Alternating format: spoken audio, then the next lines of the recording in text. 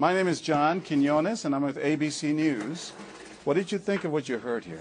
I didn't hear anything racist. He told her he wouldn't serve her. Well, he can say he wouldn't serve you if you come in here barefooted without a shirt on. But she wasn't barefoot or without a shirt on. Well, she wasn't dressed right. What do you mean? If I was running a place, I'd do the same thing.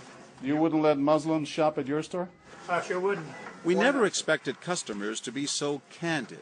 How do I know you don't have a bomb in there? Watch what happens this time when, once again, our Muslim woman is denied service. This is not right.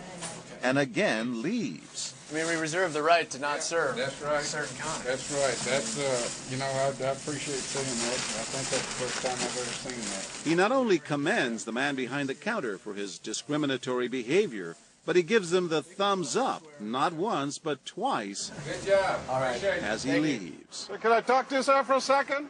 But when I approach, So we're with ABC News. there is no thumbs up for me. We staged a little experiment in there to see how people would react to that kind of attitude. You're not an American. I am an American. That man took it a bit farther, telling me I'm not an American. He was threatened. Jack DeVideo is a social psychologist at Yale University. So when we as Americans feel threatened from the outside, we're going to define ourselves in very rigid fashions. Either you're with me, and if you're not really one of me, then you must be somebody else who's against me. The young woman in our experiment is an actor, but for this woman, discrimination is all too real. Nahaya Javed helped us design our experiment. Although born in Chicago, she says she's constantly characterized by fellow Americans as the enemy. They always start off with, you're a terrorist, Osama lover, towel head, camel jockey, on and on. While attending college in Texas, she says she continually suffered verbal abuse and has even been physically attacked just because she's Muslim. They assume I'm not from here, and if I tell them I'm American, they're like, no, you're not. Just because you were born here doesn't make you American. And I'm like, so what makes you American? It's a daily battle. Mm-hmm. And I don't feel like living in America, I should have to fight this battle. Meanwhile, back at the bakery, our actor is at it again. But how do I know you're not a terrorist? Terrorists look like you. But this time the customers are sympathizing with the Muslim woman. You're a Christian. Come on. Right, I know, but can you blame me? Yeah, I can't blame you, actually. Why? What's the problem? All right, we'll get out of here.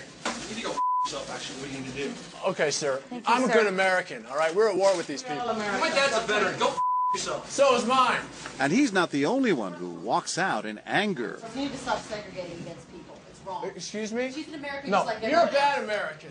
Time and again, people speak out with their pocketbooks. You lost a couple of customers, just so you know. But look what happens when this man threatens to leave. You're not a good American, sir. I believe I am a good American. My son just came back from serving in the Army for over a year in Iraq, and that has nothing to do with her rights. I understand that. Thank you, sir. And I hear what you're saying. But I can't mean, believe you would be so discriminatory. I'm deeply offended by that. I'm sorry to offend you, sir, but I've got to live with myself. Seething, the man vows to fight back. I will let people know this. I've stopped here every time I come by this place, and I'll never stop here again.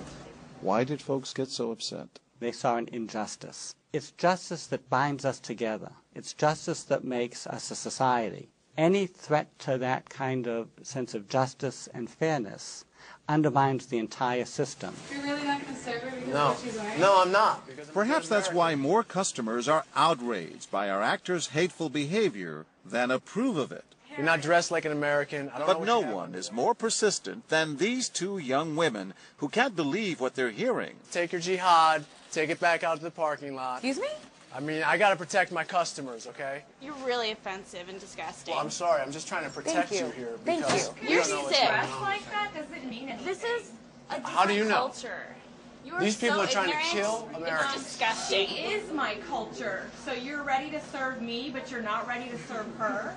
You're obviously dressed like an American. Big deal. She's Muslim. And unlike the others, they don't just leave in anger. They stand their ground. So you're going to regulate what people wear? Yes, because I Are believe you the the degree manager? of... No, I'm not the manager. Can I speak to your manager?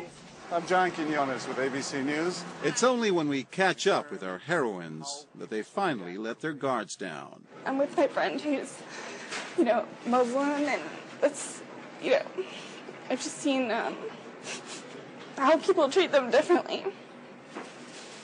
And it really hurts me. Just watching them stand up for what they believe in touches Professor Davidio. In a way, they defended America, and I was impressed by that, because they wanted this to be a just society, a just place, a just bakery. I'm John Quinones. And remember this man whose son served in Iraq? He's also moved to tears. Every person deserves to be treated with respect and dignity. No matter how In they're every dressed. situation, no matter how they're dressed. Never have we seen reactions so polarized, from a thumbs up for prejudice to an emphatic thumbs down. Go yourself. Two different Americas, both convinced they're patriotic. At the end of the day, 13 people stood up for the Muslim woman, while 6 sided with the clerk.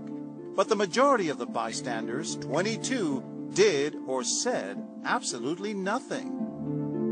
That's what's most frightening to Muslims like Nahaya, who was watching our experiment. In fact, so frightening that they often avoid going out by themselves. It's really sad because I'm old enough to be able to do things by myself. I shouldn't need a chaperone all the time.